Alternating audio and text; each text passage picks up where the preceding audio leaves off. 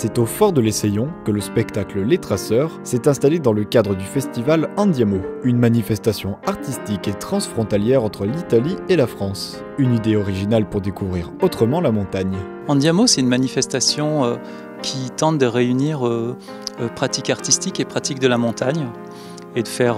converger ces mondes. Ça faisait quelques temps que je m'intéressais à des personnes qui sont dans ce qu'on appelle des sports de l'extrême, des disciplines de l'extrême. Et de fil en aiguille, comme ça, dans des discussions informelles, m'est apparue une réflexion, une philosophie de vie, souvent, que je trouvais importante de partager avec le public. Nathan, ça me semblait,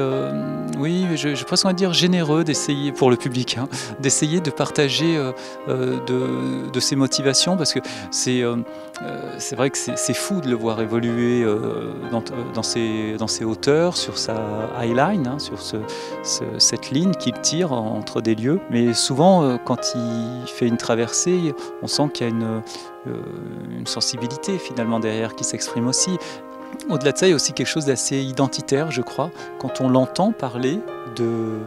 l'attention qu'il a quand il évolue. Ça paraît toujours naïf de le dire un peu comme ça, mais cette fusion avec la nature, avec l'environnement, je pense que si on était plus nombreux à avoir cette attention aux vivants qui nous entourent, on serait peut-être parfois, alors ça peut paraître un peu moraliste, mais dans un monde un peu plus attentif aux autres et aux environnements.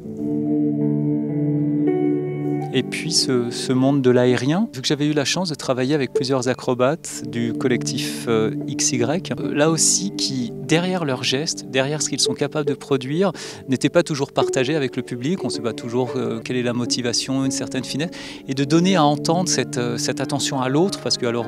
eux c'est vraiment dans le corps à corps, hein.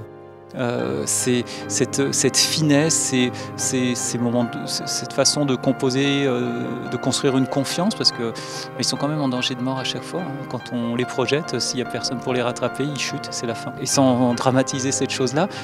on sent bien qu'il y a une sensibilité qui se développe, une finesse et une façon d'être dans des rapports extrêmement fins avec les autres qui, là aussi,